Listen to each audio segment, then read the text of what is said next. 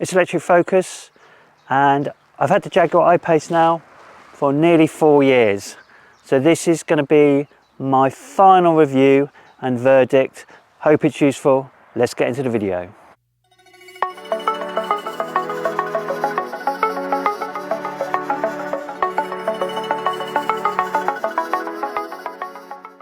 So in the review today, we're going to cover style, design, driving performance, ride comfort, practicality, technology, battery range, battery charging, build and reliability, value, and also warranty and service.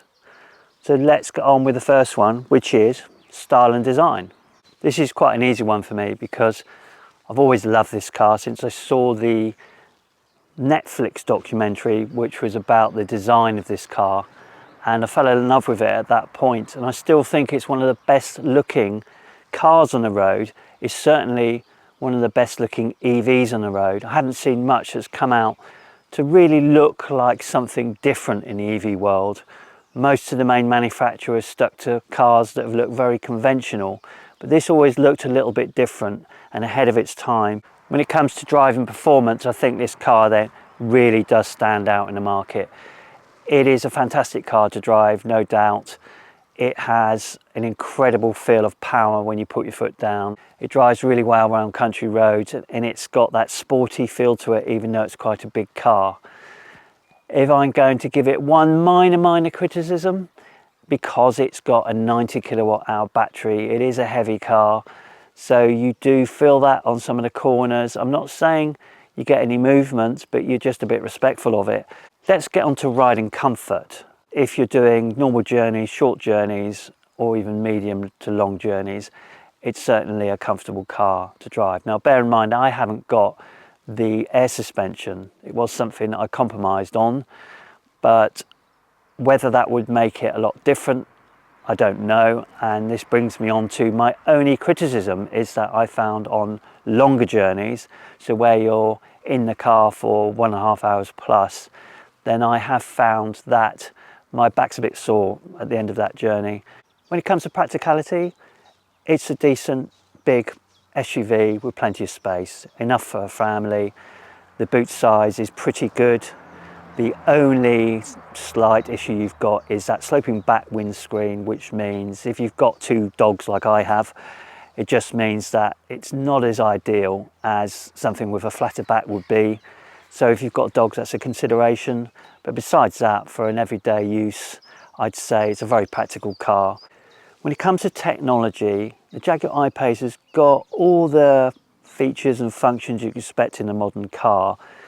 It has got everything if you're prepared to pay for it, I'd say, because I didn't have everything available, because when you start adding those things in, it is a very expensive car. The only thing really lets it down when you compare it to some of the competition now is the infotainment screen starting to look a little bit dated. It's not got the kind of screens you can see in cars these days with much larger displays. But I think in terms of a mixture between having screen and physical buttons, I'd say it's got that balance right. Personally, I just use Apple CarPlay all the time, so I hardly use the infotainment myself for much, and it works really well with Apple CarPlay. When it comes to range, I'd say from my perspective, it's not been too bad. When you look at the WLTP 295, you never really achieve that. I certainly haven't. On average, I'd say 225 to 235. And one of the downsides though of the Jaguar I-PACE is that it's been out since 2018 and they haven't improved the battery since then, whereas others have, even with the same models, improved batteries over time.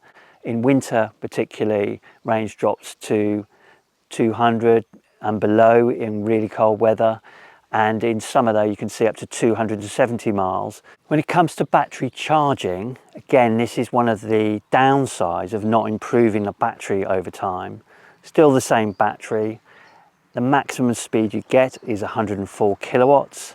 I have seen that on occasion, but it doesn't happen for long. It's not got a very flat charging curve. It tends to taper off quite quickly after the initial charge. So when you're at a low state of charge, sort of between 10 and 40%, it starts to drop quite quickly in terms of speed. When it comes to reliability, I wouldn't say I've had the car in for long periods of time, but I have had some issues over the last 4 years.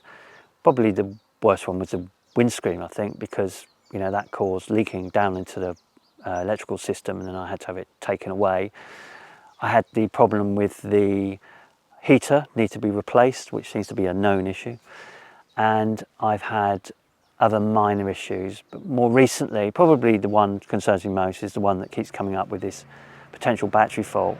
If it is a battery fault, then that's going to be a major issue, and I think that would be a major letdown. I don't know the answer to that yet, but it's frustrating that it's happened, and I've had it taken in once and it's still not been fixed. And I think that is my frustration more than anything, that Jaguar aren't fixing the issues and aren't identifying those issues when you take it in. And what do I think about value? Is this a good value for money car? Well, it's a premium car and you expect to pay for that. It feels premium when you get into it, for sure, and it looks premium. It's still, as I said at the beginning, one of the best looking cars out there. If you really start to spec this car up, then you're looking over £80,000. That's a lot of money for what this is, with the technology not moving on as much as other cars out there. But it's a highly desirable car. It looks fantastic, it drives fantastic. So you have to take all those things into account as well. People are prepared to pay this kind of premium for a Jaguar. And now warranty and service. With a Jaguar I-PACE, you get a 3-year warranty and you get an 8-year battery warranty or 100,000 miles. The 8-year battery warranty is really good to have as peace of mind. I had to wait quite a long time often to put the car in, and then I've still had issues when I've put the car in, having to take it back again because something wasn't done. For example, the H441 update. That took a couple of goes to get that sorted.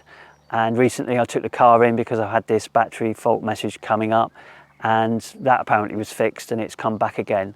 So the ultimate question is, would I recommend this as a car to buy?